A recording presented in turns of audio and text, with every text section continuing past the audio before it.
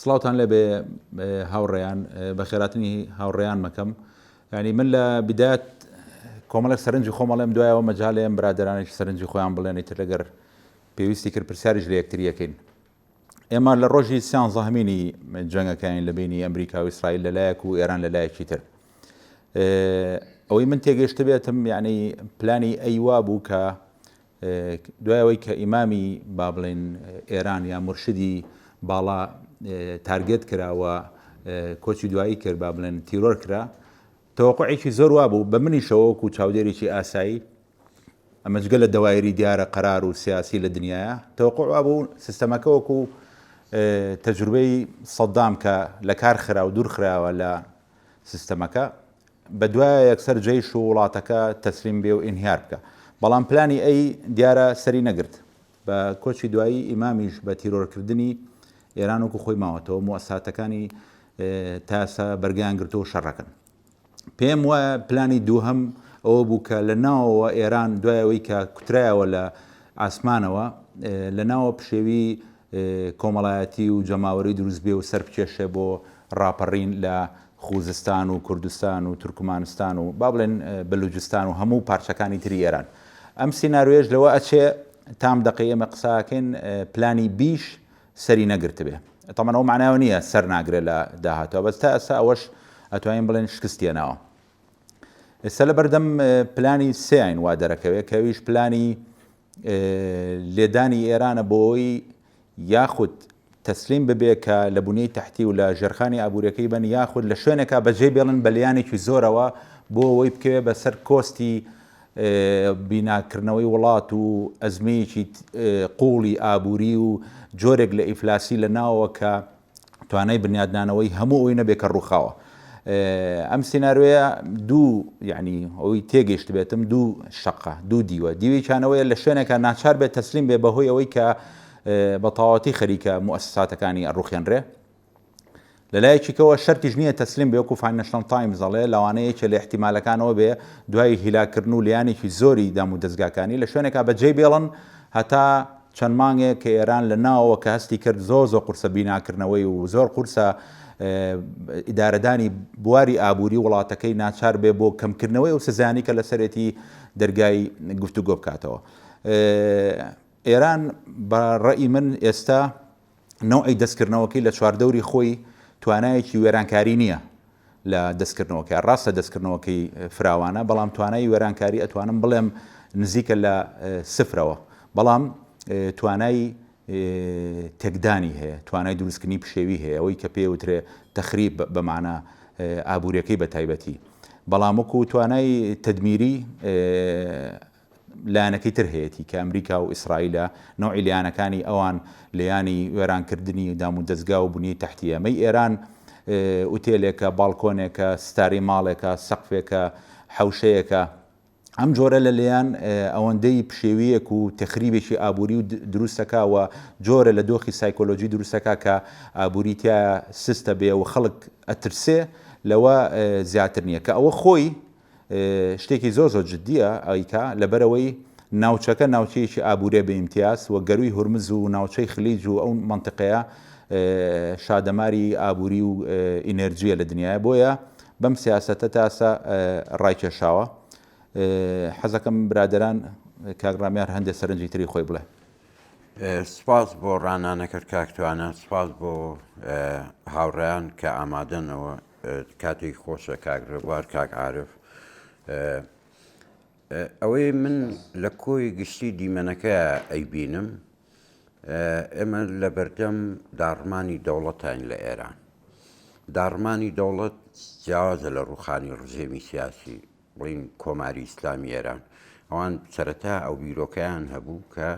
کۆماری ئیسلامی ئێران بڕووخێنرێ، بەڵام کاتێک کە تۆ کۆماری ئیسلامی ناڕووخێنی ئێستا داڕمانی دەوڵەت دروست دەکرێت. دەوڵەت وەکو زنجیرەیەکی بێشمار لە دام و دەستگای کارگێڕی مەدەنی هەتا دوایی لە جوغرافیایکی دیاری کراوە. ئەم داڕمانی دەوڵەتات نزیکە بێتەوە لە هەمان چیرۆکی داڕمانی دەوڵەت لە سووریا و ئەمە بەڕای من ئەوەی کە تۆ ناتوانین ڕژێمێک بڕوخێنی بەڵام دەوڵەت مەداری لە شوێنێک ئەڕوخێنی جۆرێکە لە تاوان منوەکو تاوانێک بەرامبەر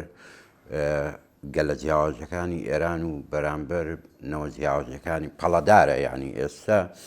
ئەو استراتیژەی کە چاوی لەسەر گۆڕینی ڕژێمی ئیسلامی ئێران بوو گۆڕاوە بۆ استراتیژی وێرانکردنی دەوڵەت مەداری لەناو ئێرانە کاوە بازێکی قورسە بۆ نەوەکانی داات و وە پەڵەیەکشە لەسەر استراتیژەکە کە بۆچی پلانەکە بەو شێوەیە تێکچوو لە دۆخی وایە کە دەوڵەت داڕمێ بە ئەگەرێکی زۆرەوە شەڕی ناوخۆیتیایە بە ئەگەرێکی زۆرەوە لە هەنێ شوێن ئەشێ دەوڵەت هەبێ حکومەت هەبێ ڕژێم لە هەنێ شوێن خەڵکی تر هەبێ وەکوی لە سووریا لە نمونوناکایە بینیمان دوجار بیرۆکەکە لەسەر سینناریۆی پەناپارتیە پیاوە بەهێزەکەی ناو ڕژێم کام وڵاتە بگرێتەوە دەست چکە هەمیشە لە کاتی جەنگان پرسیارێکی سەرەکی هەیە ئەم شتە چۆن کۆتایی دێت واتە جەنگەکە لەکوێ و چۆن کۆتایی پێێنرێ ئێستا هاتنی پیاوێکی بەهێز تا ڕادەیەک شکستی خواردووە کە ئەمریکا چاوی لەسەر بووە کوڕی باڵێن خامنەیە کوڕ ئەو ڕۆڵە ناگێڕە بۆ ئەمریکا و ئیسرائیل ئەگەر ئەو ڕۆڵە بژێڕە ڕەنگە وەکو مەحەممەد بن سلمانێکی فارسی بە چاپێکی فارسی دەرکەوێ یاخود زیاتر ئیشەکە نزیکە بێتەوە لە ناو پشێوی و شەڕی ناوخۆی ئێرانە ڕەنگە ئەحمەد شەرعێک بەرهەم بهێنرێ بۆ ئێرانی داهاتوو بەڵام بمانێ و نەمانەوێ ناتوانی تۆ لە ئێرانێکی پشێ و کە بەرەو ڕوخاندی دەوڵەت مەداریە سێ بە دڵنیایەوە بە چیرۆکی شەڕی ناوخوا تێپەڕە بێ ئەو جەمپە ئاسان نییە بازی بەسەرابێ کارتی کوردی کارتی بلووس ساوسنووری پاکستانە تورکە ئازەرەکان پشتیان بە ئازربایجانەوەیە لە کۆتاییە تورکیا خۆی تەماحی هەیە لە دەستێوەردان لە ناوچەکە ئەوەی کە هەیە ئێستا شەڕی ئێران نییە ئێرانی تیانە بە تەواوی ئێستا ئەوەی کە ئامود ئەم شتە پەرە ئەچێنێ ئێستا بووە بە ناوچەیی یعنی شەڕەکە لە ئێراقە لە لوبنانە بە شێوەیەکی خەت حوسی جارێ وات تەماشایەتوانیم بکەین حوسیەکان میوت کراون نازانی ئایا بەشدارە بنیانە جارێ میوتە بەڵام بەدڵنیاییەوە هی عێراقیش ئەگەری پەرەچەندنی هەیە کەواتە تۆ لە بەردەم شەڕێکی کراوای لە ناوچەکەیە کە سەقامگیری بە تەواوەتی کەوتۆتە ژێر پرسیارەوە تێچوویەکی زۆری هەیە جەنگەکە چونکە شەلەلی دروست کردووە شەلەلێکی ناوچەی گەورەی دروست کردووە لە شوێنێکە کە دەوڵەمەنە لە ڕووی ئابوووریەوە و هەرێمی کوردستان ئێساگەر سێری بکەین وەکو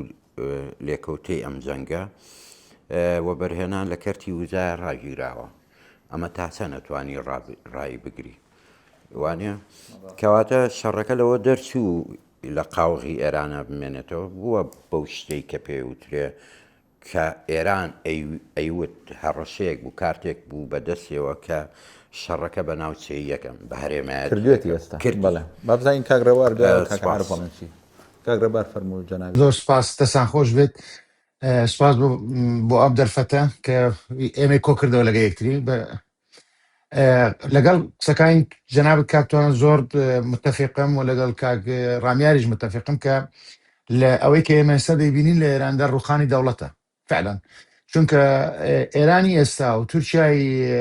ئێستا پاشماوەی دوو ئیمپراتۆرەتی گەورەی منتیقەکەنە کە ئەوان چەمکی دەوڵەت لەناو ئەواندا بەرجەستە بووە ینی هەر شتێک ڕوو بدا ڕوو دەدات جاران نەمامان دەگوتە هەر شتێک ڕوو بدا حکوومەتێک بڕوخێ یان شتێک ڕوو بدات ئەم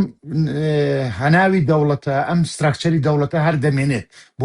بۆ خۆ ئەوەکردنەوە بۆ خۆ نوێکردنەوە و بۆ سەر نوێ بنیادنانەوە بەڵام ئەوەی ئێستا دەیبینین بەڕاستی لە ئێران هەڵشتێکی یەکجار گەورە لە بینی میلەتی ئێران و لە بینی ئەو ڕژێمێک ئێستا حکم دەکات دروست بووە ئەساسی دەوڵەت میلەتە یعنی ئەو میلەتەی کە باوەڕی پێێتی لە شەڕی 12 ڕۆژەی مانگی حوزەیران میلەت ئەوەی پێشاندا کە دژی دەستێوەردانی دەرەچیە و بە درێژایی 40 ساڵی ڕابردوو 45 ساڵی ڕابردووش کە باس لە لێدانی ئێران کراوە خەڵکی ئێران بە مارکسیستەوە بە چەپت بە ڕاستت بە قەومی بە هەر کەسێکیەوە بێت دژیەوە بووە کە بەڕاستی لە ئێران بدرێت یا هێزی داگیرکرد پێ لە ئێران برێ ئەمڕۆ موشەکی ئیسرائیل بە هەرهەلە لەدان لەناو تاران پێشوازی لێ دەکرێت و ئەو پەیامانەی کە لەناو ئێرانەوە دەبیسترێن دوای هەر بردومانێک خەڵک دەست خۆش ترامپ دەست خۆش بێنیامین نەتەنیاهو ئەمە نیشانەیەوە دەکە کە قەڵشتێکی یەکجار قوڵ لە بینی میلەتی ئێران و لە بینی ئەو ڕژێمێکی ئێستا لەسەر حکومە ها دوای شەڕ چ ڕوو دەدات چ پرۆژەیەکە ڕەنگ بە ئەمریکاش نەزانێت ڕەنگ بە ئەمریکاش ئیسرائیلیش ڕەنگ بە ئەویان خۆیان بۆ حاضر نەکرد بکە ستێپ بای ستێپ وەکو توانە ئیشارەتی پێکرد هەدەفی یەکەم تارگەتی یەکەم چی بوو دووەم سێم چوارەم ئەوەی کە ئێستا دەیبینین بەڕاستی چ ئەم تارگەتانیان بەدی هێنابێت یان ئەو هەدەفانیان پێکابێت یان نەپێکابێت یعنی لە ڕووی جەدوەلی زەمەنیەوە لە ڕووی تاقەوە لە ڕووی پارەوەوانەوە بەڵام ئەمڕۆ ئێران وا تەدمیر بووە کە من باوەڕ ناکەم تا 20 ساڵی دیکەش بگەڕێتەوە ینی ببێتەوە ئەو ئێرانەی بێژ 28 شوبات یعنی ئەو شوێنانەی لی درراوە ژێر ساختی ینی بنیەی تحتی عسکەری ئینسانی هەموو لەگە خاک یەکسان کراوە و دوو جیلی قیادەی ئێران لە ناو بردراوە یعنی نەک جیلێک بڵین ئەوە خامنەی و دەوروبەرەکانی لێگەڕێ ئەوانەی کە جێگرەوەی ئەوانیش بوون ئەوان لە ناو بردراوە ئەوانەی جێگرەوەی ئەوانەی تریشن ئەوانیش لە ناو دەبردرێن یعنی لێرە مشکلەیەکێ کێسا ئێران تووشی بووە سەرگەردانیە لە مەسلەی قەراری سیاسی ئەوە یەک دوو ئەگەر لە ڕووی لۆجستیکی و لە ڕووی لە سەرساحەی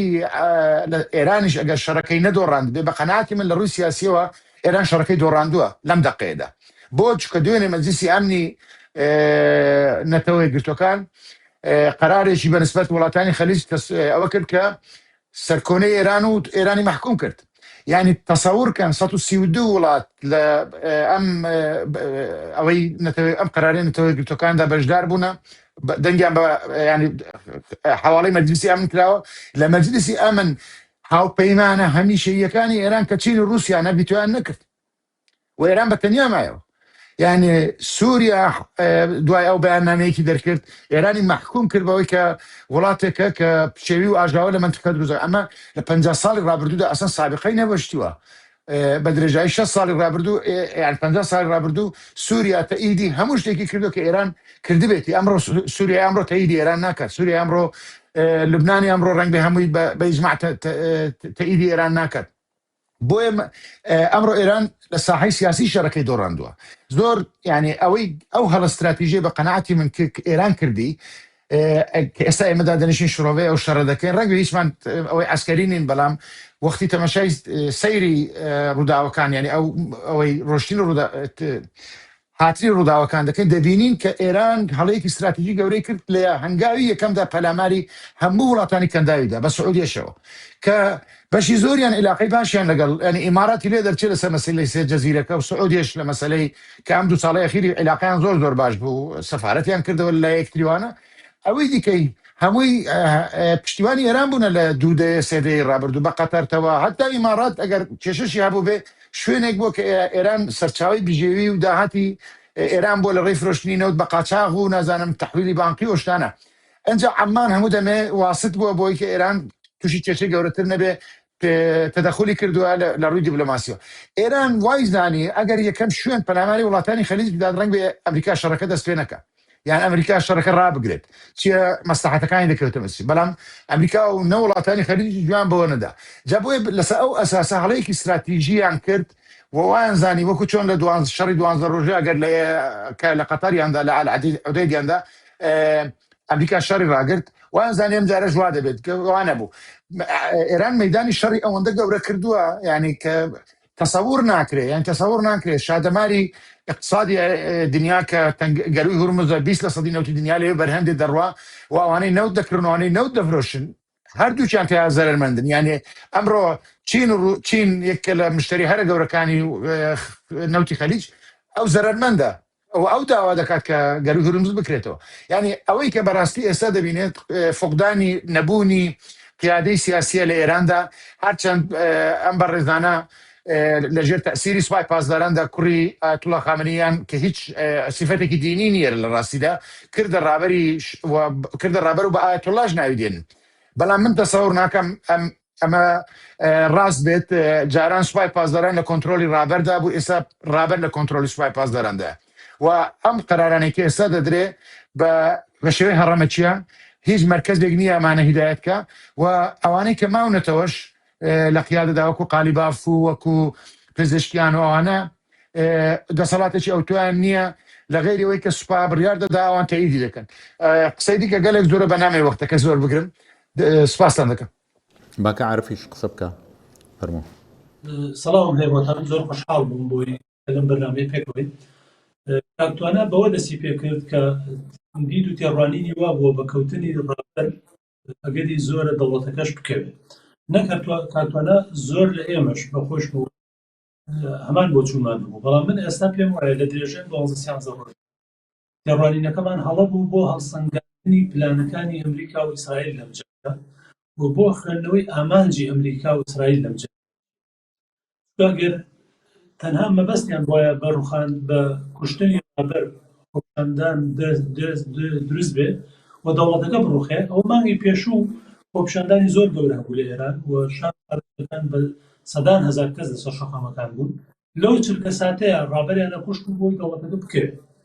بەڵام ئەگەر دەوڵەتەکە بەوە بکەوتایە ئامانجەکانی تری ئەمریکا کە من پێم وایە بەشێکە لەم جەنگە بەدی ناهات ئەویش ئەوەیە تێوەگلانی وڵاتانی کەنداو چاوپۆشیکردنی ئەوەی کە ئێران بە ئارەزووی خۆی لە ماوەی ئەم 12 ڕۆژەیە بەشێکی زۆری وڵاتانی کەنداوی کردێتە تەرەف لەم کێشەیە ئەمە من پێم وایە بوو لە ئامانجەکانی ئیسرائیل و ئەمریکا بە دیدی ئەوەی کە لە سەرەتای هاتنە سەر حوکمی کۆماری ئیسلامی بە جۆرێ لە جۆرەکان مەلەف ئیدارەدانی مەلەف ئیران لەلایەن ڕۆژئاوا بە گشتی اینجا ئەمریکا و ئیسرائیل بۆ ئەوە بوو کە وڵاتانی عەرەبی و جیهانی ئیسلامی یەکەیەکە دان بە ئیسرائیل بنێن و ئیسرائیل قبوڵ بکەن ئەو 40-50 ساڵی ڕابردوو وڵاتانی عەرەبی لە دۆخێکی پڕمەترسیە بوون لە بەرامبەر بە ئێران و ئێستا نەتیجەی بینین هەمویان تا ئەندازەیەکی زۆر ئیسرائیلیان قبوڵ کردووە ئێستا گەیشتوونەتە سەردەمی قبوڵکردنی هەژمونی ئیسرائیل بەسەر ڕۆژهەڵاتەوە بۆیە دەبێت ئەمجارە ئیشیان بگورەکانەوە گورەکە خۆشی لەناوبەرەوە پێشم وایە ئێران یەڕەنە بەدوایەوە تورکیاش بگرێتەوە کە نایە لە دەوڵەتی بەهێز لە ناوچەکە بێت ئامانجی ئەمریکا لەم جەنگە بە تێڕوانینی من تەماشا بکەی سەڵ وڵاتانی کەندا وەک وتم دەستیان لێ دۆخێکەوە کە دەبێت ئەمریکا و ئیسرائیلیان باش قوڵ بێ و لە داهاتووش بۆ دەیان ساڵ دەبێت هەموو سەرۆت و سامانەکەیان تەقان بکەن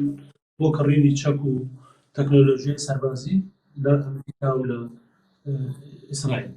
ئەگەر تەماشاش پێ یەکێ لە ڕکابەرە سەرسەختەکانی ئەمریکا کە ئەمریکا خۆی وەکو مەترسیەک دەیبینێ چینە بەڵام لەم جەنگەیە تەماشا بکە ئێستا چینی خسۆتە بەردەم دۆخێکی زۆر سەختی بەدەستێنانی وزەوە بەهۆی ئەوەی کە سەرچاوەی ئەو نەوتەی کەنداوی هەموو بڕیوە بەهۆی گەروگرنزەوە و لەگەڵ ئەوەشە قەناعەتم وایە رووسیاش یعنی بە جۆرێ لە جۆرەکان سودمەندی ئەم جەنگەیە کە بە دووری نازان وەکو سێکوچکەیەک لەگەڵ ئەمریکا هەماهەنگیەک هەبوو بێت لە ناوێت چکە ئێستا رووسیا و ئەمریکا وەکو دوو فرۆشیاری گەورەی وزە ئەگەر تەماشا بکەین نەوت لە جیهانە بە بەرزبوونەوەی نرخی نەوت بۆ ئەمشەڕۆ لە $50 و $100 زۆر سوود لەم جەنگە ئەبینن بە تایبەتیش کە ئەمریکا دەستی گرتووەتە سەر نەوتێکان زۆر هەیە لە ڕووی اقتصادیەوە کە باس لەوە دەکرێت جەنگە کولفەیەکی هێزگار زۆر خاتە سەر ئەمریکا بەڵام ئەو دیوەشی نابینین ئەمریکا چەند قازانجەکە لە فرۆشتنی نەوت ئێستا کە نرخەکەی زۆر بۆیە من وای دەبینم جەنگەکە ڕەنگە زیاتر درێژی ئامانجەکە دواتر دەبێت ئێران بڕوخێت و بە قەناعەتی خۆم لە دوای ڕوخانی ئێران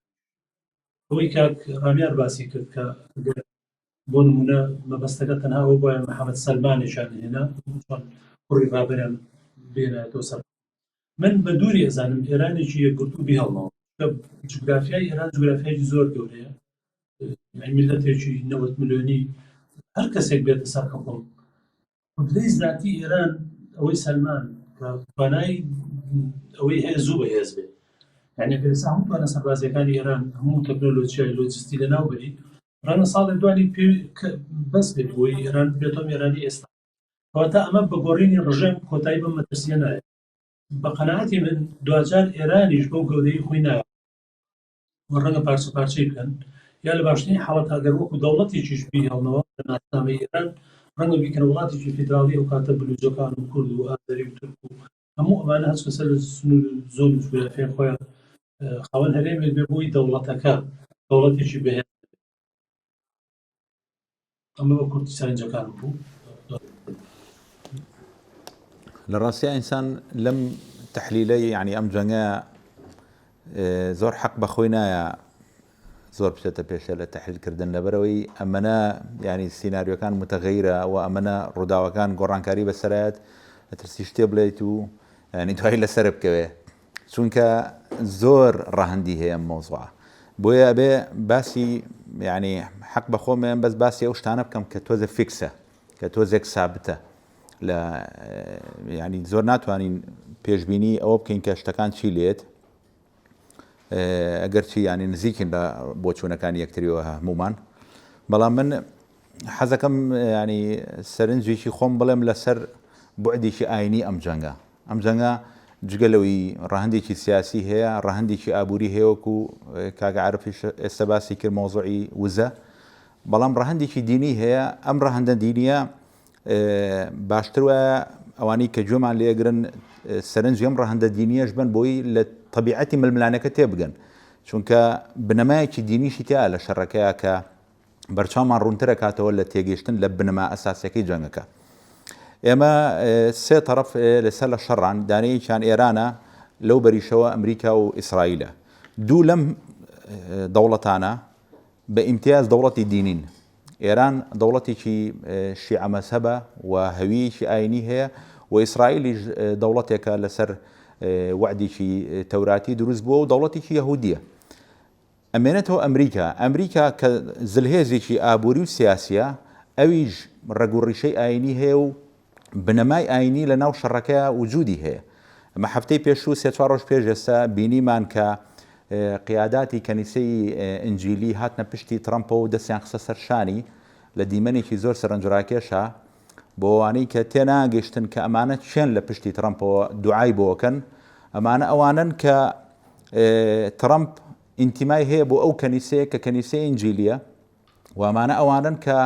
لە پشتی سیاست و پشتیوانیکردنی ترەمپەوەن و ئەوانیشن قەنەعەتیان بە ترەمپ کرد لە دەورەی یەکەمە سەفارەتی ئەمریکا نەقلی ئۆرشەلیم بکە و ئەمان کەنیسەیەکی کاریگەرن لە ئەمریکایە کە پێیان وایە شەڕێک هەیە پێوتە شەڕی هەرمەجوون یاخود شەڕی هەرمەجدون کە کاتە شاخی مەجدون لە ئیسرائیل کە لە سەفەری ڕۆیای با بڵێن ئینجیلی یوحەنا ئیشارەتی پێیراوە کە شەڕێکی کۆتاییە لە نێو سەرزەوی لە ناو مرۆڤایەتەیە ڕۆیە لە بینی خێر و شەڕە و ئەم شەڕە لە ئیسرائیلە ڕۆیە هەبوونی ئیسرائیل و بوونی چەقی ئیسرائیل لە ناو ئۆرشەلیمە و هەبوونی ئەم دەوڵەتە یەکێکە لە بنەما ئەساسیەکانی هەبوونی ئەو شەڕە و ڕوودانی ئەو شەڕەکە و شەڕە لە ئاخیرا شەڕی خێر و شەڕە و لە ئاخیریشە مەسیحێتەوە سەرزەوی لە تێڕوانینی ئەوە و قیادەی بەرەی خێرەکات و بەرەکەی شەڕیش ئەدۆڕێ ئەم کەنیسەیە لە پشتیوانی ترەمپە بۆ پێشخستنی دنیا بۆ نهایەتی ئەو شەڕە کە شەڕی هەرمەزدونە لەم ڕۆژانە شتێکی سەرنجڕاکێشم بینی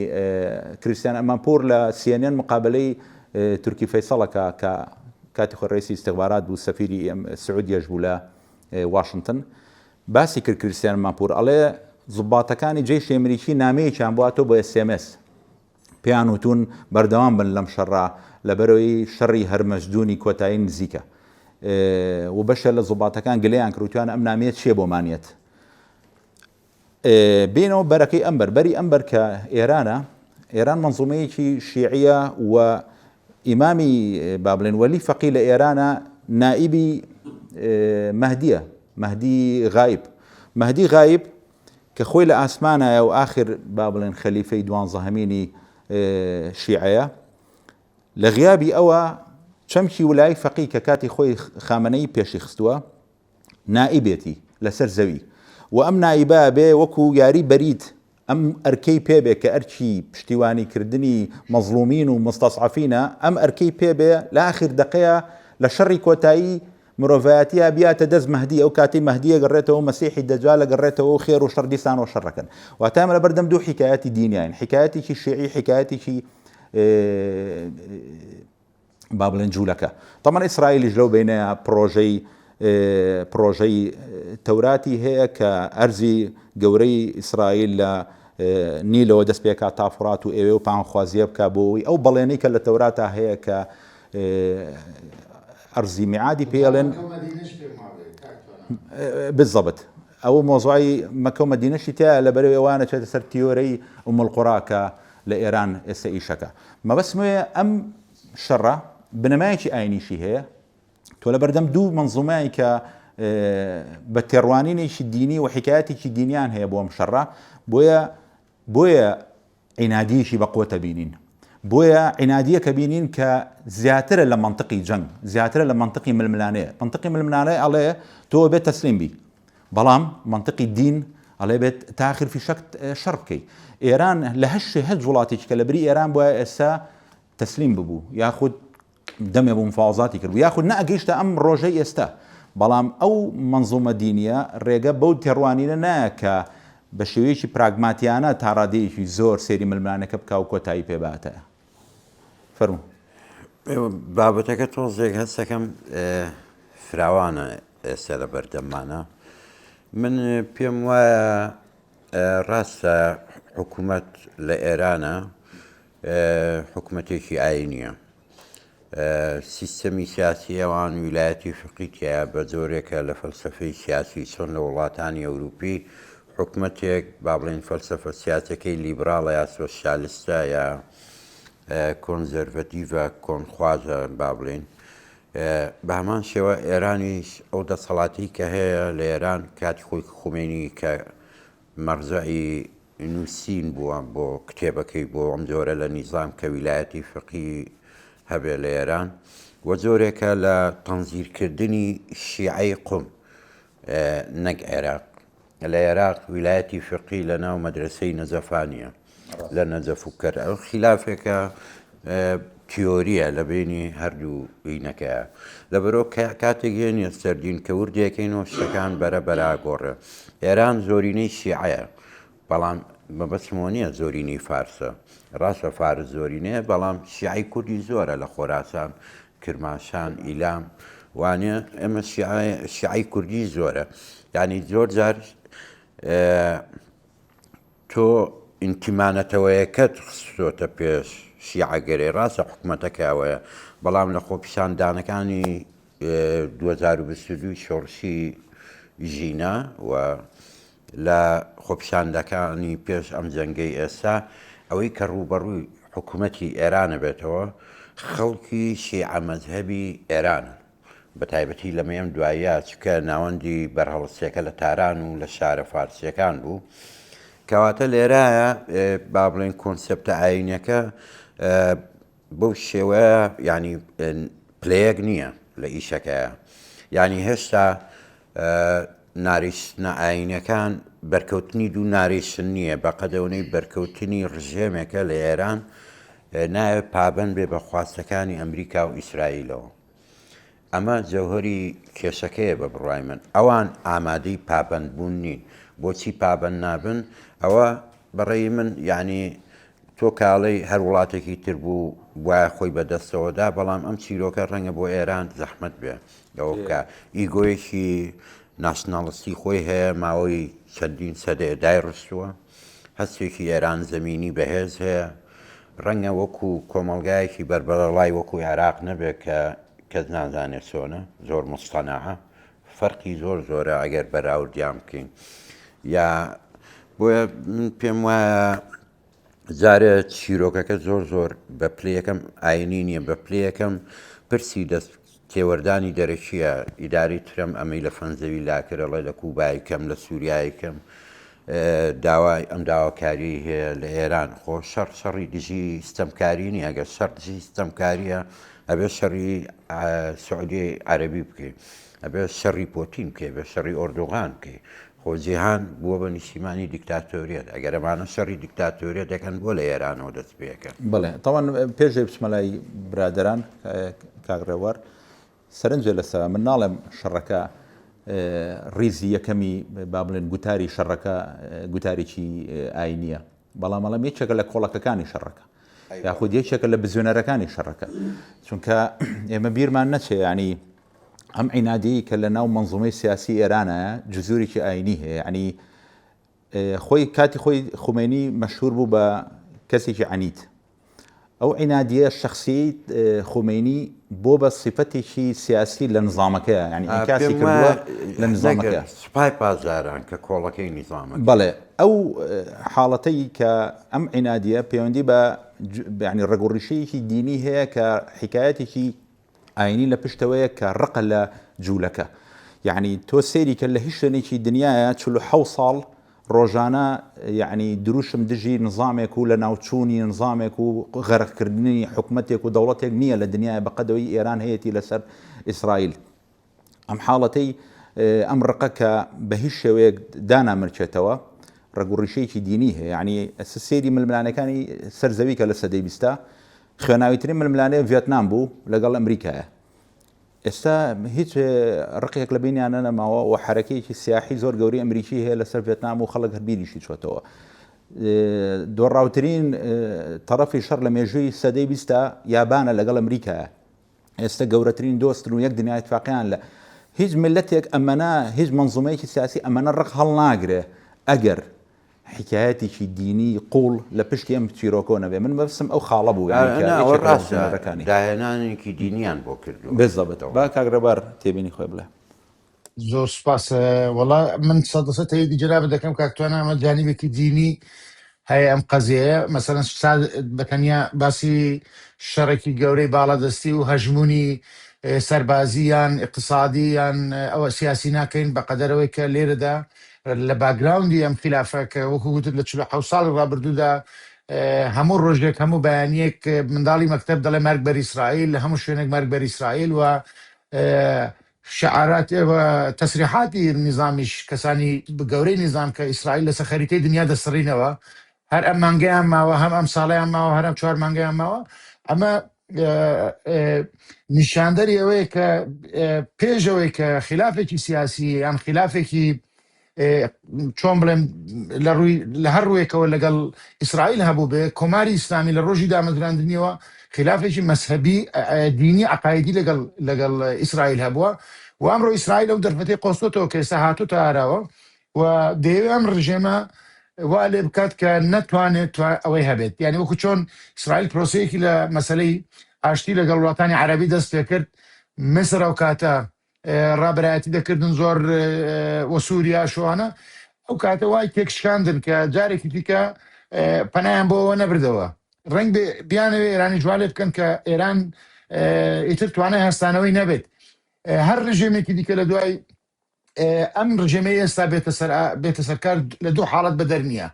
ئەگەر لە حاڵەتێکدا کە ئێستا ئەم پیادانەی کە ئێستا ماونەتەوە بڕیاری تەسلیم بوون بدەن یان نوعێک بێنە سەرمێزی مفاوەزات بۆ خۆناغی ڕاگوزەر ینی ئەمان خۆیان بەڕێوەبەرەوەکو چۆن ترامپ دەڵێ پێی باشترە قیادەی داهاتوو ئێران لە ناو ئێرانەوە بێت نەک لە دەرەوەی ئێرانەوە تەزیر بکرێ بۆیان وەکو دیاریشە مەبەستی چێە ڕێن بێ مەبەستی کوڕەکەی محەممەد ڕەزا شابێ بەس ئێستاش لەگەڵدا بێت ینی سەربارەوە کە خەڵکێکی زۆر کوژراوە لە قیاداتی ئێرانی بەڵام هێشتاش خەڵکی میانە ڕۆی وەکو مەسەلەن جەواد زەریفە ئەوانە کە وەخت خۆی تەرەفی هەرە گەورە بوونە لە مفاوەزات لەگەڵ ئەمریکا و لەگەڵ کۆمەلگای نێودەوڵەتی بەڵک خەڵکێکی زۆر هەنا کە هێشتا دەکرێت ئیتکان لەسەر پێوەکو چۆن من لە بیدایەتەوە باوەڕما بوو کە ئێران بە قۆناغی گوزەر وەکو یەکێتی سۆڤێتدا پێدا پەڕێ یعنی توانە عەسکەری و ئیمکاناتەکەی هەموو لێ سەرب دەکرێت و اینجا تەسلیمیەتێکی شەرافەتمەندانە لە ڕێی کەسانی خۆیانەوە بۆی ڕێگری بکەن لە تەقسیمی ئێران بۆی ڕێگری بکەن لە شار لەگەڵ ئێران لانی کەم یەک پوینت لە لای خەڵکی ئێرانی زۆر زۆر گرنگە کە هەموو دەمێ کۆماری ئیسلامی و ئەوەی کێسا ماون بینەی خەڵک بەوە دەدەن ئێران تەقسیم دەبێت ئێران تەقسیم دەبێت وەکوەوەی کە چۆن تورکیا و ئەردۆغانەوانە هەموو دەمێ وەکو فەرخەگورگی هەیاس میلەتی پێترسێن بەس زەبت ئێرانیش دەوێت هەمان سیاست پیاد دەکە بۆی ئەم مەترسیە بڕێوێتەوە بۆی ئەم مەسەلەی تەجزیە تەلەبی و یان جودایی خوازیە لەسەر دەستی ئەمانە بمێنێتەوە کە ئێستا ئەم ئیدعایانە دەکەن ڕنگ بێ ڕابەریەک قیادەیەک لە بۆ خۆناغی گوزار لەناو خودی ئێرانیەکانی ناو ڕژێم ینی لە ڕابردوودا دروست بکرێ و بڕوا بەرەو انتخابات بڕوا بەرەو دەستور بڕوا بەرەو هەڵوەشاندنەوەی ئەو موەسساتانەی کە لە ڕێی بۆ دروستکردنی ویلایەتی فەقیه دروستکراون یعنی ئەو مؤسساتانەی کە ئێستا هەنە شورای نیگەهبان مەجلیسی خێبرگان ئەوانە هەمووی مؤسساتێکن بۆ تەجەلیکردن و بۆ گەورەکردنی ویلایەتی فەقیه لە ئێران دروست بوونە کە ئەمە دەبێت ئەم زێر ساختە ئەم بنیە تەحتیەی دروستکردنی مەرجعیەت لە ئێراندا هەڵوەشێتەوە بەڕاستی یعنی مەرجع وەکو سیستانی لێبێت کە ئێستا لە نەجەفە تەدەخولی سیاسەت ناکە عەمامە بەسەر لەناو حکوومەتدا نییە و ئەگەر پێویست بکە لە شوێنێک ڕێی خۆی بدا ڕێی خۆی دەدات و ئەو دەمەش دەسەڵاتی ئەم مەرجعیەتی کە ئێستا ئەو پیاوانی ئاینی کە دەمێنێتەوە لەناو قومدا حەسر دەبێت و نایەتە ناو ئێرانەوە ئەمە ڕەنگ بێت لە مێشکی زۆربەی ئەوروپی و ئەمریکەکانیش دابێت بۆ داهاتوو ئێران بەڵام نازانم چۆن دەبێت ئەم شەڕە تەداعیاتی گەلێک زۆرە یعنی هەرچەندی بە 20 دقە و بە 10 دقەنا ئێمە و ئێوەش هەمومان ناتوانین بێکەوە دانیشین هەموو ڕەهەندەکانی هەموو ئەوکانی شرۆڤە بکەین بەڕاستی ئەم بەڵام یەک شتی زۆر زۆر گرنگ هەیە ئەویش ئەوەیە کە ئەوەی کە ئێستا ڕوودەدات نقطەی عەتفە لە تاریخی منتیقەدا وەکو چۆن کۆماری شۆڕشی گەلانی ئێران بە هاتنی ینی کۆماری ئیسلامی دروست کرد ئەم نقطە عەتفە بوو لە دروستکردنی ئیسلامی سیاسی لە منتیقەدا لە هەموو ناوچەی ڕۆژهەڵاتی ناوەڕاست و تەسلیحکردنیان و سەپۆرتکردنیان بۆ شەڕکردن لەگەڵ ڕێژێمەکانی خۆیان ئەم جارەیان ڕەنگ بێ کۆتایی ئەمە کۆتایی سەردەمێک بێت کە پەروەندەی بە دەردی دۆسیەی ئیسلامی سیاسی لە منتیقەش لەگە خۆی قەپات کات بەڕاستی ڕاستە زین کە عارف تێبینی چییە وڵاستم کە باسی ئەودان کە ڕەهەندێکی دینی هەیە بە دڵنیاییەوە ینی ناتوانێت ئەوەش نەبینێت کە نەبینێ و ئەو حکایەتانەی لەناو هەم دینی جوولەکە و لەناو مەسیحیەت و لەناو ئیسلامیش بە تایبەتی شیعەکان هەیە من پێم ئەو حکایەتانە بۆ برۆکەدارە ئەجنا لە ڕووی واقعیەوە گە تەماشا بکەیت ساڵی ڕابردوو کە هەموو ڕۆژێک وەک کاگەبار وتی لە قوتابخانەکان بۆ ئەکرایە مەرگ بەر ئیسرائیل بەڵام هیچ هەنگاوێکی کردداری لەلایەن ئێرانەوە نەدراوە تا 7 ئۆکتۆبر و ئێستاش هەندێک دید و تێڕوانینی جیاوازێ بە 7 ئۆکتۆبریش گومانەکرێت جۆرێ لە دانڕۆکردن بوو بێ بۆ دەبردنی حەماس بۆ دەستپێکردنی ئەم پرۆسەیە کە نەتیجەکەی ڕوونە بە قازانجی ئیسرائیل کۆتایی دێ لە منتیقەدا بۆیە من یعنی جاریش کە تەکید دەکەمەوە بەتەرەفکردنی وڵاتانی کەندا و ئەمەش هەر ئەکرێت دوو دیدەوە تەماشاکەی بۆی کە ڕەهەندە دیدەکە پێچوانەی و تێڕۆنی کاڵ بکاتەوە چونکە ئەگەر بێت و تەنها ئێران وایە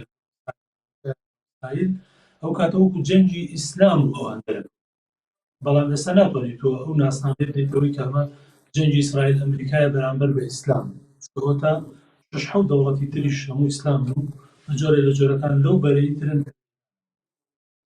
سەبارەت بەوەی کە پێ و پێدراوانەی هەن بۆ داهاتوویە ینی من قەناعەتم وایە کە ممکن نییە ڕژەمەوە خۆی بمێنێت بە لاوازکردنی یا بە ڕێکەوتن لەگەڵ یا بە تەسلیم بوون کاتێک ڕەنە بەجار چۆن وی عێراق لە ژێر خێوەتی سەفوان ڕێکەوتنێکی وا بێتە هەراوە ئێران وەکو ئێڵێمەوە ینی قودرەی زاتیەکەی بە جۆرێکە ئێران زۆر زوو بەهێزێتەوە ئەم ئێرانن دەبێ بگۆڕێت کە دەشگۆڕێت لە تەماشای ئەو کارکتەرە سیاسیانە بکەیت لە ناوخۆی ئێران ناهات توانێت لە باڕێت باڵی ریفۆرم پارتەکان و هەندێکیان ئێستا ناو مەنزومەی دەوڵەتداریانەوە من پێم وانە ئەمانە نوێنەرایەتی تەواوی گەلانی ئێران بکات ئەمانە هەر بەشێکن لەو مەنزومە ئێرانیەی ئێستا کە لە چوارچووی ویلایەتی فەقیهی کۆمەڵی خلافیان هەبووە لە جۆری حکومڕانی ڕۆڵی کورد چییە لە داهاتووی ئێران ئەم کارکتەرانی ئێستای ناو ئێران کاکەبار ژمارەی ناوی ڕیسکرد نامێت دوبارەیان کەم ڕۆڵی بەلوچەکان چی دەبێت ڕۆڵی عەرەبەکان چی دەبێت لە داهاتووی ئێران بۆیە ئەم دەوڵەتە گەورەیە هەر بۆ لەسەر ئەوەی کە بۆی وەک کاتواناوتی زۆر نەڕۆی مادەم لە تەحلیلکردنەکانمانە لە ڕووی واقعیەوە داهاتووی دەوڵەتێکی ئاوا گەورە زۆر زەحمەت دەتوانێت ئەم هەموو پێکاتە جیاوازە پێکەوە ڕازی بکرێت کە بەوەی بەشدارن لەم حکومڕانی نە ئەوە تا عەقڵیەتی کۆمەڵگاکەوە نە مەنتیقەکەش تەقەبولی ئەوە پێمان بێ بە خێرایی دەبێت وڵاتێکی دیموکراسی هیچ ممکن نییە ئەوە بۆ خێرایی ئەمە فراهم بێت و دەوڵەتێکی تری بەهێزیش نایە بەسەر خودکاری وەک چۆن لە کۆماری ئیسلامی بینیمان یا سەردەمی شاش طبعا لە سەرکوتکاری هەموو ئەمانەی پێکەوە لە حێم کردو ئەم قۆناغی داهاتوو من پێم وایە دەبێت قۆناغی ڕازیکردنی پێکاتەکانی ئێران بە کورد و هەموو پێکاتانی ترکە لە ناو ئەم دەوڵەتەیە هەن ڕازیکردنەکەش بەوە دەبێت دەبێت مافەکانی بسەر هەر دەی بەمەوە سەر ئەوەی کە دەبێت ئێران دابەش ببێ چ بە شێوەی دەوڵەتی کۆمەڵی دەوڵەتی تری دەدروست بێ یاخود بێتە وڵاتیش فێدراڵی ئەگەر تەماشا بکەیت ئەو وڵاتانەی کەندا و کۆمەڵی وڵاتی بچووکن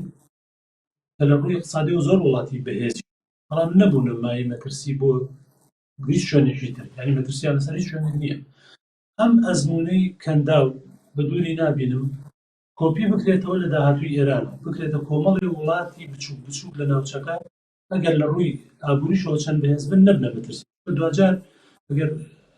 محەممەد بن سەلمانێک بێنی ئەحمەد شارێک بێنی کەسێکی پرۆ ئیسرائیلی و ئەمریکیش بێنی لە ئێرانە حکومکە پاش 10 ساڵێکیە ئەبێ کۆمەڵە خەڵکی تر وەک ئێمە بێن جاریشکە لە بەرنامەیە تاوتوێ بکەن کە ئێران بۆ بە مەترسیەکی هێزگار گەورە بۆ ناوچەکە بەحکم کەشەکردنانی لە تەکنۆلۆژیا هەیە یعنی ئێرانیش دەستی باش گەشتە بەم تەکنۆلۆژیا ئێستا بۆتە مەترسی یعنی ئەگەر ئیسرائیل و ئەمریکاش خلافیان لەگەڵ ئێرانە نەبووایە ئێستا ئێران مەترسیە لەسەر وڵاتانی ئەوروپا یعنی 4 ساڵی تر مەترسیەکان یەکەیە بەشێک لە وڵاتانی تریش لەبەرەوە یعنی بە گۆڕینی ڕژێمەکە مەترسیەکە ناڕەوێتەوە دەبێت چارەسەر بۆ خودی مەترسیەکە بدۆزێتەوە من پێم وایە نەهێشتنی دەوڵەتی بەهێزە لە ناوچەکە بۆیە وای پێشتر وتم ئێستاش ئێڵێمەوە کە تورکیاش هەستی بە مەترسیەکی گەورە کردووە لە داهاتووی گۆڕانکاریان نەشانەوە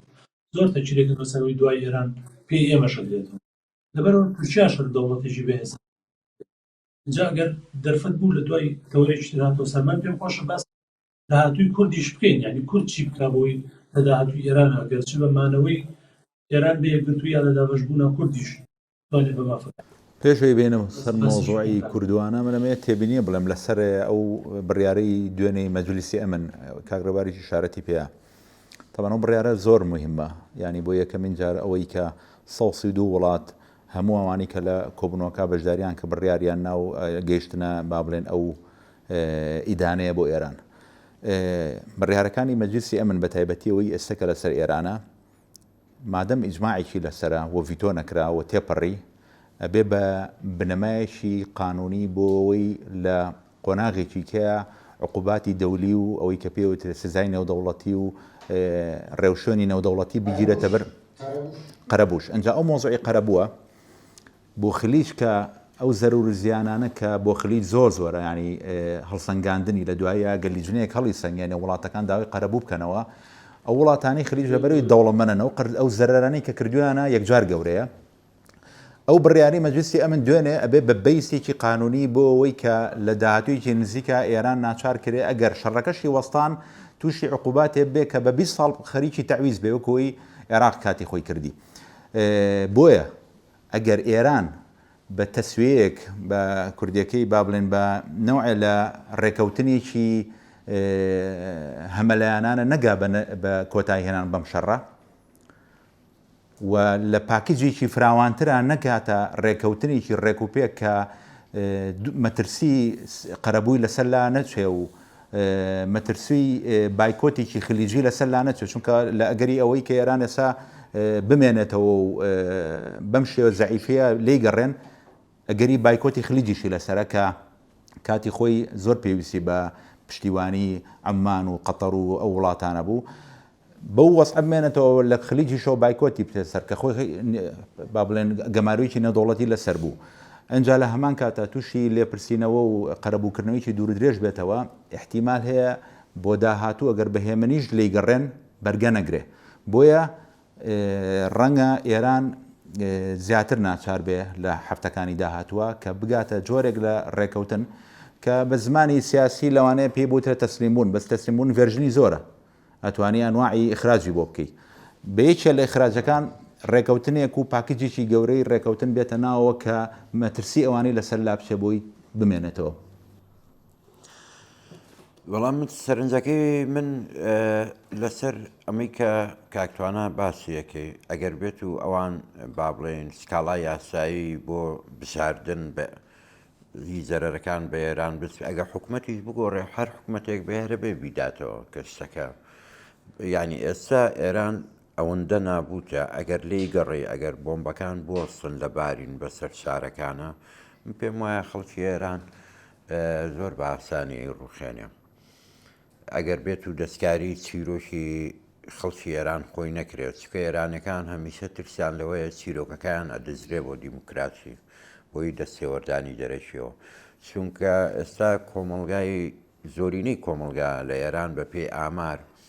دژی حکوومەتی ئێرانیە حکوومەتێکە لایەنگری نەماوە بەڵام سوپای پازارانیە سوپال تۆ لە پسکیتێکی دەماوەندەوە تا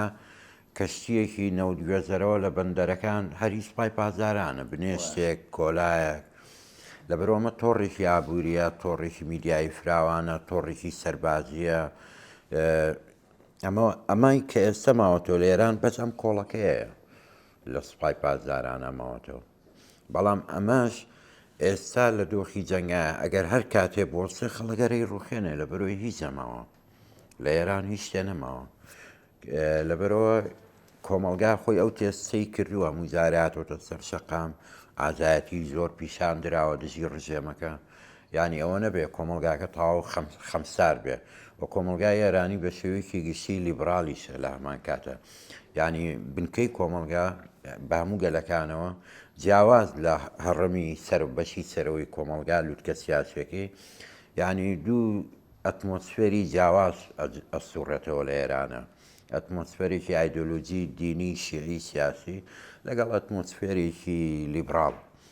ینی خەڵکێک ژیانێکی لیبراڵەژین لە ژێرەوە باشە ڕامیار بەنسبەت ئەو ینی مۆزوعی کوردەوە ینی تێبینەکی کاک عارف ئەگەر تۆزێ لەسەرەوە قسە بکەم خۆم زۆر سەری لێ دەرناکەم ینی بۆ کورد هیچ جم و جۆڵێکی نەکرد ینی کورد قەزەکەی لەگەڵ ملەتی عەجەم و فارسا ئەوەیە کە کورد جگە لە کێشەی ئازادی کێشەی مافیشی هەیە ینی دوو قەزەی هەیە لە ناو ئێرانە و پشتێکیشی هەیە کە هەرێمی کوردستان و عمقێکی با بڵێن سێهینیشی هەیە حەیەوی و هێزی چەگاریشی هەیە ینی لەم ظروفەیە بۆ ینی نەمانبینی هیچ جم و جۆ لە ڕووبات تەفسیرە چییە بۆ ئەوە کاکتوانان لە کوردستانی ڕۆژەڵاتەوەی ئێمە وای پێڵێن یان بڵین کوردستانی ئێران شۆڕشی چەگاری قەت ڕووی نایەوە ینی ڕاستە دوو هێزی کوردی ئەناسین ئێمە ئێستا ناویان دیموکرات و کۆمەڵەیە ئەمانە زیاتر شێوەیەکی مۆزەخانەی هەیە لە دەرەوەی ئێرانە مەسلەی شناسی ئێستا ڕامیار ببوورە قسەشت پێ دەبڕم بەڵام لە 79 ئەم دوو هێزە لە شەڕێکی بێوچاندا بوون لە تەنانەت لەگەڵ هەموو ئەو ئەترافانەی کە ئینقلابیشیان کرد بوو بەڵێ لە تارە بەڵێ هەتا قوتابخانەکانی شۆڕش هەبوو ئەمە و کاتێک کە لە ئێران بووین هەیان بوو هەتا قوتابخانەی شۆڕش هەبوو بەڵێ لە سەرەتا شتێکی وا بوو بەڵام بەرچاو نێوەکو ئەزمموی کوردستانی عێراق نییە مەسلەی هەستی نەتەوایەتی کللتوری نەتەوایەتی لە ئێرانە هی خەڵکی کوردی ڕۆژهڵات خۆیەتی خۆیان دووریستیان کردووە مەسلەی شناس سازانی شناسی نەتەوەی شتێکە بە شێوەیەکی کللتوری لە ناو کۆمەلگای ئێرانە گەشەی کردووە ئەوەشی کەوای کردووە کللتور لەو بەشەی کوردستانە بەهێزتر بێ ئەوەیە حرەکەی چەگاری و ئەحزابی سیاسی تیانە بووە سەرنجەکە لەسەر بنیادانی کللتوری بۆ فکرە نەتەوایەتەکە دوو ڕاکێشانی کارتی کوردی لە بەرەوەی لە ڕوویی پۆلۆتیکەوە خۆی شوێنەکە مردووە بەشی زۆری کوردستانی خۆمان ینی وەکو کاریگەریدانان لەسەر تاران لەسەر ناوەندی تاران ئەگەر بێت و ئەمە تۆ کارتی کوردی بەکار بێنی بیخەیتە ناوەوە واکە کە ئێران بتوانێت موشکباران بە ڕاجیمە بە تەقەمەنی زۆر ژیانێکی زۆری پێکەوێ بەبێەوەی دوو هانی گەلەکانی تریژایە و هانی ئەوەژە ئێرانەکان پسنەوە ناو بیرۆکەی ئێران زەمینی و ئینتیما بۆ ئاڵا و وەتەنێتی ئێرانی دروستکەنەوە لە بۆ چکە ئەوە تۆزێک دەمارێکی سیاسی حساسە لە ئێرانە کە تۆ ئەڵی پارچە پارچەیەکەم بەڵام کو حرەکاتی کو جموجۆڵی شۆڕجێڕانە و ڕاپەڕین و شتیوا لە مێژووە بەم پرسیارە منطقیانە ئەڕوا بڕێەوە ینی تۆ دانانیشی بۆستی بڵێ بۆی ینی پارچەکانی تری میلەتانی تر بە نوعێکی کە سێرم نەکرد من پرۆژەکەی خۆم تەجیلەکەم ینی ئەگەر زمینەکە لە بار بێ و کەرەسەکە هەبێ خۆڕوئەیە پێم وایە هەیە زمینەکەی هیچ لەبار نییە بۆ هێزە بچووکەی کە لە ڕۆژهەڵات لە دەرەوە هەیەی لە کوردستانی عێراق پرسەکترینی پژاکە لە ڕاستیا کاویش دەمارێکی هەستەوەری تورکی ئەوروژێنە بۆ دەستێوەردان ئەو لە هەمان پرسەکترە بەڵام خەڵک خۆی لە ڕۆژهەڵاتە یعنی هەمیشە بە ڕەنگاری پیشان ناوە لە شۆڕشی ژینە لە زۆر تەجروبەی ترا لەو NGO زۆرەی کە هەیەە کوردی ڕۆژهەڵات هیچی بڵین تۆمارکرااو نیە لە ڕووی دەوڵەتەوە بە شێوەیەکی گشتی NGO لە ناو کۆمەلگای ئێرانیا تۆماری دەوڵەتی نییە NGOیەکی ڕاستەقینی ناو کۆمەلگای مەدەنیە شۆڕشی ژینیان کرد کردیان بە براندێکی سەرتاسەری لە ئێران و کردیان بە براندێکی جیهانیش یعنی ئەوە نەبێت کۆمەلگا خۆی دایانانی بەڵام ئەو هێزانە کەی کوردن بچووکن و لاوازن بەڕێی من زۆر لاوازن ینی باری ئەویان پێڵ ناگیرێ دوو تۆ ئەوە تەسعیدێکی ترە کە تۆ هەرێمی کوردستانی شێواگرێنی لەم کێشەیە ینی مشکلەی شیعی سیاسی عێراق و هەرێم جارێکتر ئەکتیڤەکەیتەوە ئەگەر تۆ ڕێگە بە معارضەیە تێگەم بەسەوە ژیستانەوە تحلیلێکی منطقی ینی باسی خاتر و خاتر بەڵێ ینی هەمووی ڕاستەکان بەڵێ ینی بڕێک چاوەڕوانی باشترە بۆی بداین لە تاران لە ناوەندی دەسەڵات تێگەم با کاگڕێبار قسە بکە کاگڕامار پێی وایە ینی کەرەستەکە کەرەسەی بەرەنگاربوونەوە و جۆرێک لە مقاومەی کولتوریە کە پەرەی پێیاوە لە ناو خۆیان خۆرهەڵاتی کوردستان کەرەسەیەکی چەکداری نییە بۆ ئەوەی کە بتوانێت نوعێ لە ڕاپەڕینی چەکداری لە مەرحەلەیە بکە لەو نقطەیە لەگە ڕامیر 100% متفقم لەبەر یەک ئەوە پوینتێک کە زۆر گرنگە ویژەوەیە کە دوای شۆڕشی ئێران بێرکەوتنێکی گەورە لە بینی حزبی دموکرات کۆمەڵە لەگەڵ ئەو هێزە جیاوازانەی کە تو دەبوون نازانم مجاهدینی خەڵق بوون و ڕژێمی نوێ بوون ڕوویدا و تا ڕادێکی زۆر لاوازمەوە دوای ویش پارتی دموکراتی کوردستان دەستی بە شەڕێکی یەکانگیر لەگەڵ حزبی دموکرات کرد لە بەشی هەرە زۆری ئەو ناوچانێکە لە کوردستانی ئێران لە ڕۆژهەڵاتی کوردستان تێدا جێگیر بوون پارتی ئەوانی دەرپەڕاند و لەگەڵ سوپای پاسداران شان بەشانی ئەوان تا سنوورەکانیان کۆنتڕۆل کرد و لەو مەرحەلەیەدا حزبی دموکراتی کوردستان و بزوتنەوەی چەکداری کوردی لە ڕۆژهەڵاتی کوردستان بوونە کەرستەی ململانەی ناوخۆیی نێوان باشووری کوردستان یعنی بینی یەکێتی و پارتیش ئەمان لەوێدا لە ئەنگری یەکێتی بوون و ئەمانیش لەگەڵ سوپای پاسداران شەڕیان دەکردن و دواتر لە مەقاتعی دیکەدا کە لە تاریخ خۆمان سیر دەکەین ئەم بزوتنەوە چەکداریە هەمیشە قەتیز دراوە لە شوێنێک وەکو کامپ ئۆردوگا نیشتەجێ کراون چاودێری کراون دوای ڕوخانی سەدام بە تایبەتیش کە کەم پشتیان نەما لە ناوچەکانی کەرکووک و مووسڵ و ئەوانە مەجبور بوون هاتنەوە کوردستان بەشی هەرە زۆریان و بەبیریشمانە چۆن لە 96 هێزی سوپای پاسداران هاتن لە کۆیەتۆ بارانیان کردن قەسفیان کردن ئەو هەموو خەڵکیان لێ کوشتن ینی بە هەموو دیوێکدا بزوتنەوەی باشوور یان چەکداری باشوور ئەمانەی کردوتە تەسحیەی سیاسی و عسکەری خۆی وەکو هەر جارێ وەکو هەدیەک پێشکەشی کۆماری ئیسلامی کردوونە ڕۆژێک چەکیان دەکات ڕۆژێک دەیان لە شوێنێکی چەجیان دەکات ڕۆژێک چاوپۆشی دەکات لەوەی چیان لێ دەکرێت چیان لێ ناکرێت مهمەوەی ینی ئەوەی کاگڕامیار دەڵێ فعلەن ئەم هێزێکی وا تۆکمەنیە ئەمە یەک دوو پژاکیشمان هەیە فاکتەری پژاکیشمان هەیە لە داهاتوودا ئەم فاکتەرە زۆر بەڕوونی دەبینین چونکە لە ماوەی ڕابردوودا پژاک مفاوەزاتی لەگە ئێران کردەوە چۆن لە ڕابردوودا لە سووریا ئەم منتیقە کوردیانە تەسلیمی پەکەکە کران بۆی کە بە نەوعێکی اتفاق لەگەڵ ئەسەد ئەمە قرار بوو لە کوردستانی ئێران لە ڕۆژهەڵاتیش بووبدا ئەو دەنگۆیانە زۆر بەقوتن و کراوە لە سێماینا چەند ڕاستە چەند ڕاست نییە بەڵام فاکتەری پژاکیش زۆر گرنگە دەبێ ئینسان لەسەری بوەستێت ئەوەی من بەلامۆ زۆر مهمە بەڕاستی ڕەنگ بێت تۆزێک تەهەورێک بێت کە قسەی دەکەم بەڵام موقفی هەرێمی کوردستان بەڕاستی لەم شەڕەدا موقفێکی زۆر بێمەعنا دەبینم یعنی ئەوەی کە دانیشتون دەڵێن ئێمە نابینە تەرەف لەو شەڕە ئۆکەی بەڵام کاکە تۆ کراوی بەس تەرەف لەو شەڕدا ینی تۆ بڕیار نادەی ئایا تەرەفێکی لە شەڕ یان تەرەفێک نی لە شەڕ ئەوە ئێرانە کە بڕیار دەدا تۆ هەوی یان نا لە ڕۆژی یەکەمیەوە کە شەر دەستی پێ کردووە هەشتی شعبی کە بەشێکە لە منزومەی دیفاعی عێراق بەحساب و معاشی لە بودجەی حکوومەتی هەرێمی لە حکوومەتی لە بودجەی عێراقەوە بۆ دەڕوات دژایەتی تۆ دەکات قەسمت دەکات بە درۆن لێت دەدات و وەلای بۆ ئێران دەردەبڕێت باشە بۆ ئێمە بۆمان نەبێت وەکو کورد لە هەرێمی کوردستان بەڕسمی وەلای خۆمان بۆ کوردی ڕۆژهەڵاتی کوردستان دەربڕین کە ینی چی تێدایە ینی ئەمە قەیناکە ناڵێ من لە بەرەی ئەمریکامە و چەکەڵ دەگرم لە دژی و نازانچی بەڵام ئێمەش دەبێ بڵین بەڕاستی پشتیوانی هەموو مافە نەتەوەیی و نیشتیمانەکانی گەلی کوردی لە ڕۆژهەڵاتی کوردستان بە هەموو چین و توێژەکانیەوە و حکوومەتی هەرێمی کوردستان پشتگیری ڕەها دەکات لەوەدا بۆ بە ترسنۆکی ئێمە وەڵا ئێمە نابینە بەشێک لە مشەڕا ئێمە وەڵا قبول ناکەین وەڵا حەشدی شعبی واو کاکە حەشدی شعبی کە منزوم لە ئەوەی منزومەی دیفاعی عێراقدایە وەلای خۆی بۆ ئێران ڕاگەیاندووە تەواو بڕایەوە ئەمڕۆ ئەوەی کە لەسەر حکوومەتی هەرێمی کوردستان لە کوردستان پێویستە بۆی شوێک بدا یان چۆن دەڵێ ئەنەرژیەک بداتەوە بە حرەکەی کوردی لە ڕۆژهەڵاتی کوردستانەوەی کە پشتگیری بکەن ئێمە لە ڕۆژاوای کوردستان لە چەند ڕۆژی لە چەند مانگی ڕابردوو دیتمان کە جەماعەتی جەولانی هاتن ویستیان ڕۆژاوای کوردستان داگیر بکەن لە کوردستانی عێراقەوە خەڵک هەمووی چەکی هەڵگر ڕۆشت ئەم تەزامونە ئەم ئەوە نیشاندانی ئەم ڕۆحی نەتەوەیە بەڕاستی تەسیرێکی یەکجار گەورە بوو بۆ هەموو دنیا پێم وایە دەبێت لە کوردستانی عێراقیش باشووری کوردستانیش هەمان مووقفمان هەبێ بەرامبەر ڕۆژهەڵات بۆی بەڕاستی قەرزێکی گەورەی تاریخیمان هەیە لایەوان دەبێت و قەرزە بدەینەوە ڕۆژێک كعارف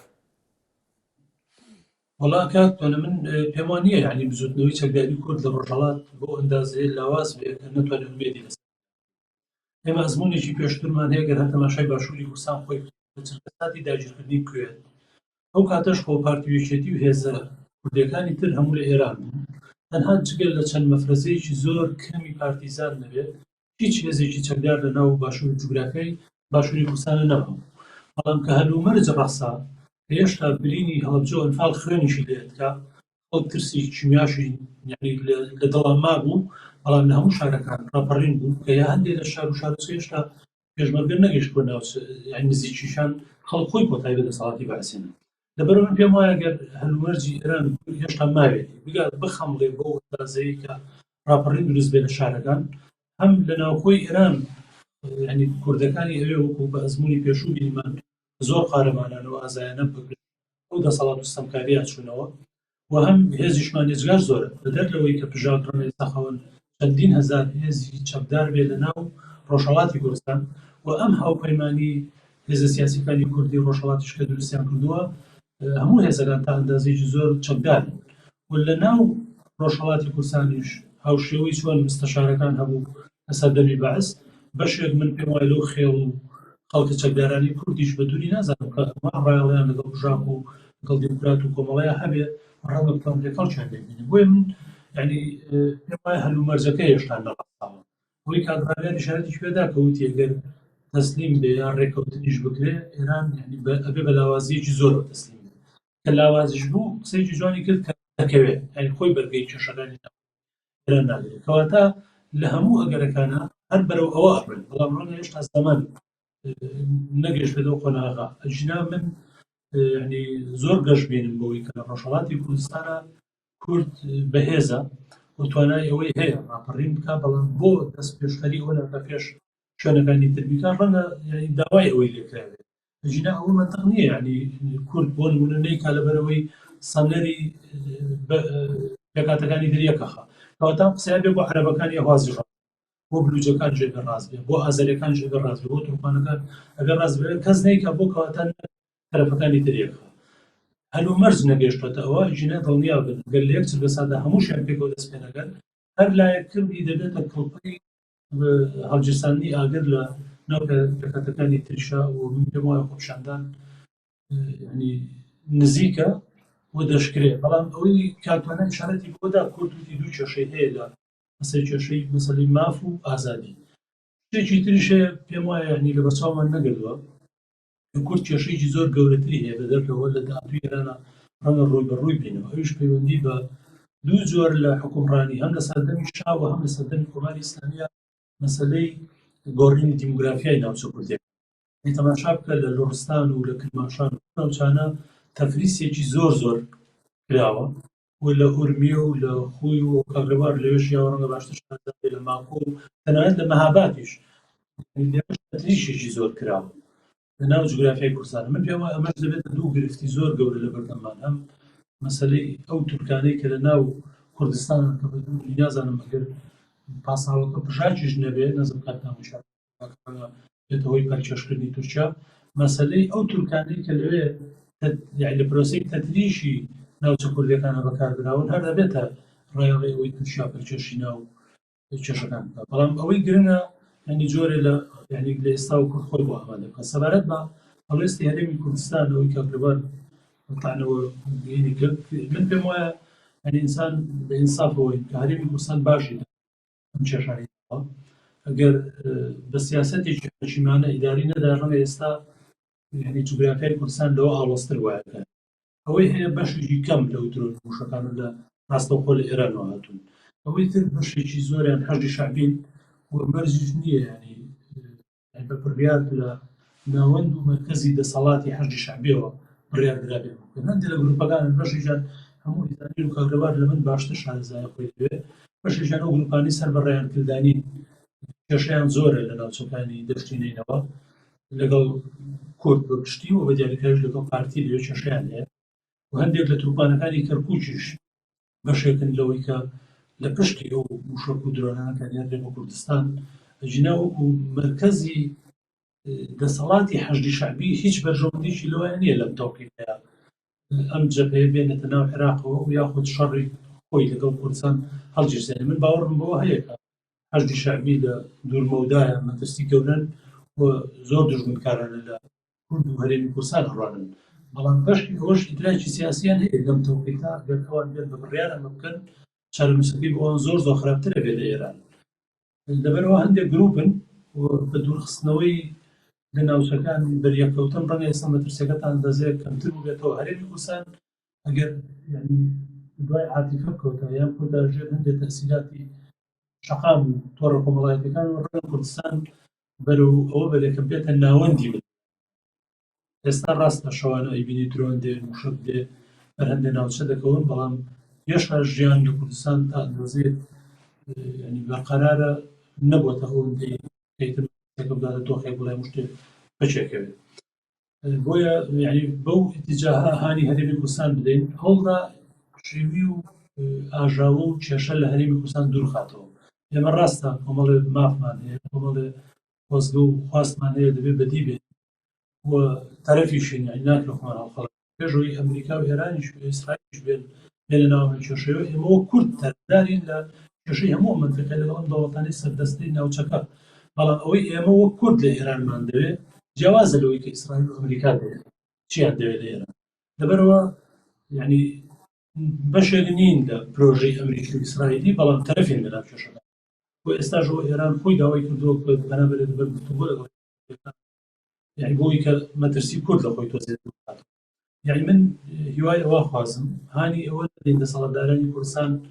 ینی ئەوەی هەیشمانە لە دەستی بدەین لە پێناوەوەی کە بە خەیاڵ ئەمانوێ شتێکی تر بەدی بێنین. هەندێک چاوەڕێ بکەن بڕنا هەلومەرجەکان بە ئاقارێکی باشترا بڕا کورد بیشتوانێت لە ڕۆژهەڵاتی کوردستان هەموو مافەکانی خۆشی بەدەستنێنێت چۆن لە ڕۆژەوەی کوردستان ئێستا لانی کەم ناوچەیەک بە جوگرافیایکی بەرتەسیش پێ کورد بوونی تیا سەلمێنراوە لە ئێرانیش ڕەنگە بۆ ئەمانجە بکەین، بەڵام ناکرێت بەلە بکەین سەر خۆیان تێ بدەین ئەمە هێشمانە لە هەرێمی کوردستانە بکەینە قوربان. ئیترەوە ئەسامەوە ئەچێتە چوارچێوەی ینی جیاوازی بیر و بۆچوونەوە هەردووکیشی ئارگومنتی تایە ئەو دوو با بڵێن دنیا بینیە لەسەر مۆزوعی موقفی هەرێمی کوردستان. توی استێبینێکە لەسەر ئەو شتا؟ وەڵام من هیچ سێبینیەکەم باشە. من آخر مۆزوع ینی حەزەکەم سەرنجی لەسەر بین مۆزوعی بینەوە دیمەنە گەورەکە ینی ئەم شەڕی کا گوزەرێ تەبەن سا بڵێنەوە کۆی کاک عارف باسی کرد ڕەنگە ئەم شەڕاگە دووسێ هەفتێکە بخەیانێ شتی پێشاتی زۆر بێتە پێشرانە هەفتەیەکی کام قسانە زۆر گۆڕابێ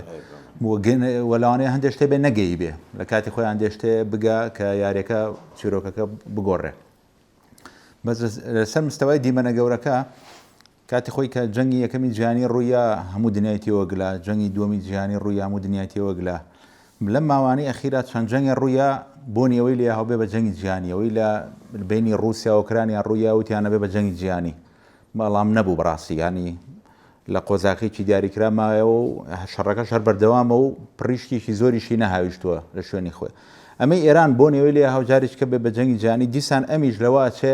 نەبێ بە جەنگێکی جیهانی. شتێکی سەرنجڕاکێش بوو دوێنێ کە سین و ڕووسیا بێدەنگیان هەڵبژارد و دەرکە و ئێران زۆر بێ پشت و پەنایە، مانی ئەو دوو هێزەی کە قەرار بوو بێنە سەرخەت بۆ ئێران تەنانەت لەسەر مستەوای بەیاننامەش نهاتوون. جا سەرنجە لەسەرەوەی حەزەکەم سەرنجی برادرام بزان بۆ سین ینی تەدەخل ناکە یاخود بۆ رووسیا تەدەخل لەم شەڕە ناکەەوە بۆم شەڕە لەم چوارچەوەی ئامێنێتەوە.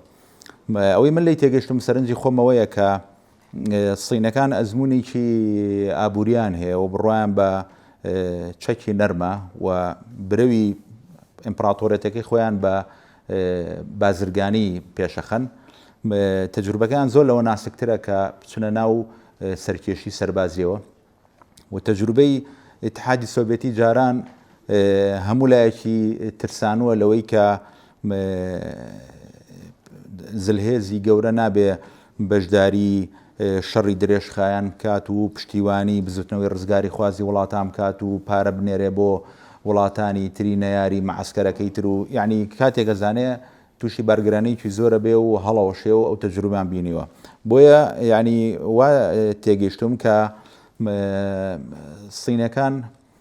لە شوێنی خۆیانە بن و پشتیوانی ئێران ناکەن. ڕەنگە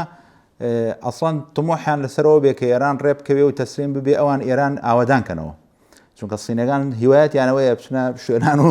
قەرز بن بە وڵاتەکە و ئاوەدانی کەنەوە و لە دواییە ملکەتی کەن وڵاتەکە بە خۆیان. یعنی ئێستا بێنە پێش چاوی خۆ دەگەر بەیانی شەڕ بوەستێ ئەم دەوڵەتە گەورەی کە ناوی ئێرانە کە پێویستی بە 100 میلیارد دلارە بۆ نمونە چه ئاوەدانێک کاتەوە چه کاندیدە بۆی ئاوەدانی کاتەوە ئللا شەریکاتی سینی. بۆیە سینەکان لەو زایەوە سێریشتەکەکەن. رووسیاش خۆی بە کۆستی خۆیان کەوتو و خەریکی شەڕێکە وەکو کاگعرفیش باسی کرد تمۆحی لەوایە کە نەوت گرانە ینی زیاتر بفرۆشێەوە سزاکانی لەسەر سوکرێەوەوانە. تۆ تەحلیلت چی ئایام شەڕە لە شەڕێکی ناوچەیەوە ئەبێ بەشتێکی گەورەتر و ئەوانە خۆی بەو نمونەی کە کۆن هەبووە شەڕی جیهانی یەکەم و دووەم ئەگەر ئەوە لە بەرچاو بگیرێ پێم وایە هەرودوو شەڕەمان هەیە لە مێژووی 100 ساڵی ڕابردووە لە سەدەی 20 تا ئەم سەدەی 20ەکە شەڕەکان ئێستا بۆ شێوەیە دروست نابن، بەڵام شەڕەکان هەمان ڕەهەندی جیهانیان هەیە. ئێران ڕەهەندی جیهانی هەبوو، سووریا هەیە بوو، شەڕی ئۆکرانیا هەیەی ڕەهەندی هەیە، بەس نابێت بە شەڕ و پێکدادانی سەرتاسەری ئەوە دروست نابێت، بەڵام لێکەوتەی جیهانیە بێ. ئێرانی لێکەوتەی جیهانی هەیە وەکو خۆتە سین خۆی لە گرژی سیاسیە پارێزە، حەزی لە نفوزی ئابووریە دروستیکە لە شوێنێکە و لە هەمان کاتە سین زیاتر پشت بە نەوتی وڵاتانی کەنداوە بە سێوک لە ئێرە ڕاستە. یعنی ئەوەیەکێکە لە 6 ملیۆن لەوەیەکرە ڕۆژانە بەڵێ لە 150 ئەوان دابینیەکەن نەک ئێران. بۆیە ئەچێتە بەرەکەی کە بازرگانی نوتی لەگەڵا هەیە کە دابینکەری نوت و وزەیە. بەڵام ئەمای وەکو تۆڵێ ئەگەر ئەم شتا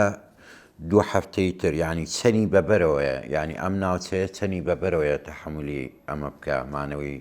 کۆماری ئیسلامی ئێران و ئەمە لێکەوتەکەی چێ بێ وا پێچێگەرسی درامی نێتە کایەوە بردمانە ئاسمانەکان هەر بەردەوامە بن، بەڵام هیچ بە هیچ بردمانی ئاسانی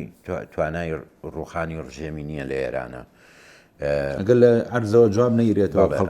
ئەبێ پێشکەوتنێک لە سەر زەوی ڕووبدا، ئەنجا ئەوە لە کەناراوەکان ڕووەداوەکو خۆیان ئەگە دوورگەی خارێک بگرن دەزەخەنە قوڕی ئێرانەوە لەوێەوە ڕوودا یاخو لە هەر شوێنێکی ترەوە سیناریۆی خەباتی گەلە جیاوازەکان دەست پێ بکە لە ئێران. ینی پرسیارەکەەوەی ینی تاکەی ئەمە بەردەوامە بێت، چونکە من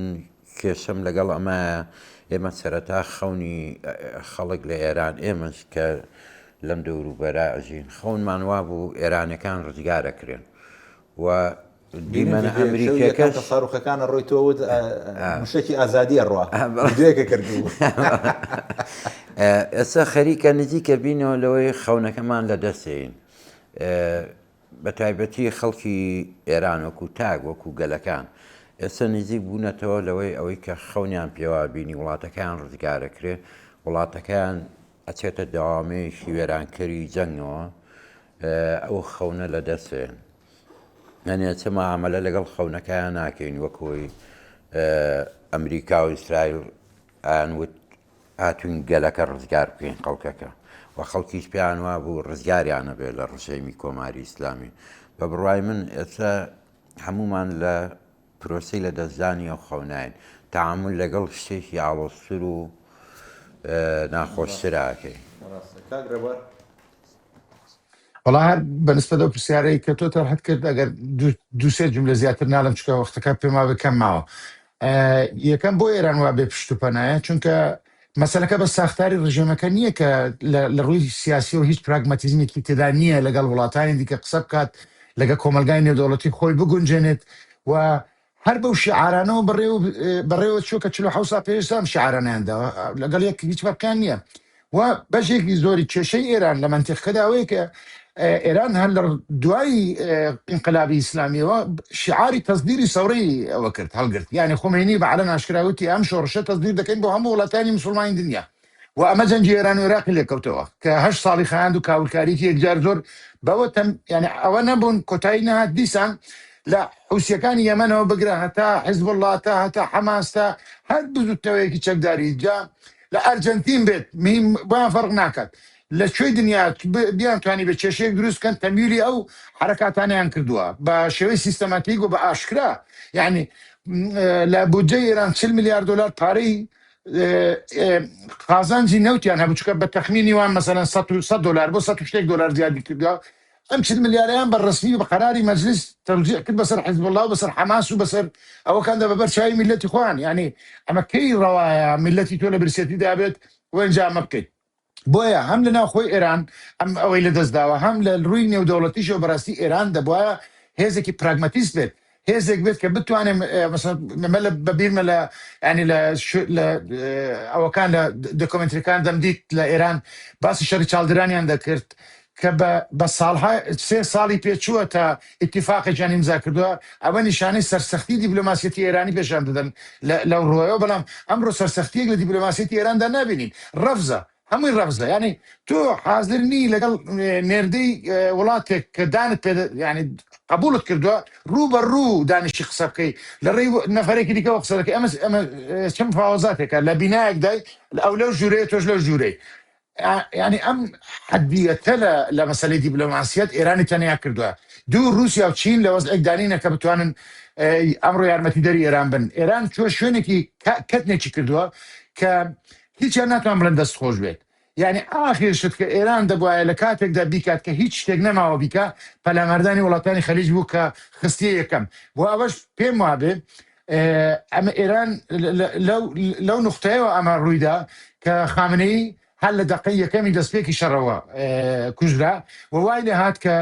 هەمووی ئاتەش بێختیار بوون بە دەردی بخۆیان دەڵێن ینی گوتیان هەر کەس بە کەیفی خۆی بکات هەر کەس بە کەیفی خۆی بکات ئەو فەرماندانەی سوپاچ بە قەراری خۆیان دانیشن ساروخیان بێەوە نادرۆنیان بۆ ئەو وڵاتانە بۆیە هەتا ئێستاش ئەم مرکزیەتی بڕیاردانە لە ئێران سەرباریەوەی کە دەڵێن مستەفا خامنەی هەڵبژێردراوە على ئەساس ساغە و ئیدارەی شەڕەکە دەکاوە ڕاست نییە بەڕاستی بۆیەش دەبینین کە پزیشکیان وتی داوای لێبوردنیان دەکەم هەر هیچ ساعتی پێ نەچوو خێرا پەلاماری ئەو وڵاتیانداوە مرکزیەتی بڕیار لە ناو ئێراندا نەماوە ئەمە ئەوەی ماون ڕنگ بێ بتوان بۆ خۆناغی گوزارەوە بکەن بەڵام دیسان بەنسبەت دووشت هەیە دەمەویست ئاخر شت بڵێم یەکەم گەورەترین هێزی زەمینی خەڵکی ئێرانن کە لە ڕۆژی یەکەم ئەمریکا و ئیسرائیل ئیستیسماریان لەسەر ئەم هێزە کردو کە ڕۆژێک دێتە سەرجادە بۆیە ئێستا ئێران تاکتیکەکەی تاکتیکێکی گرتوتە بەر دەڵێ با خەڵکی پشتیوانی جمهوری ئیسلامی بێنە سەر جادەکان کۆنتڕۆلکەن بۆی جێ بۆ خەڵکی دیکە نەمێنێتەوە و ئیسرائیل ئێستا بە پۆینت لە ئەوەکان دەدات لە ئەو شوێنانە دەدات کە خەڵک داوای هەویە لە خەڵک دەکەن سیارە تەفتیش و شتیوا دەکەن